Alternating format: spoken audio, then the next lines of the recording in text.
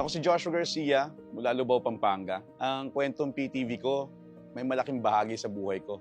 Dahil matagal-tagal ding ipinagdasal to ng mga magulang ko na ito nga't makabalik ako sa media industry. Nakatapos kasi ako ng AB Mass Communication at isa to sa mga paraan na nakikita ko para suklian lahat ng sakripisyo na binigay ng mga magulang ko nung nag-aaral ako. Kaya nung natanggap ako dito sa PTV, hindi ko sinayang yung pagkakataon. Kahit na nung mga unang panahon ay medyo challenging, masaya ako sa ginagawa ko.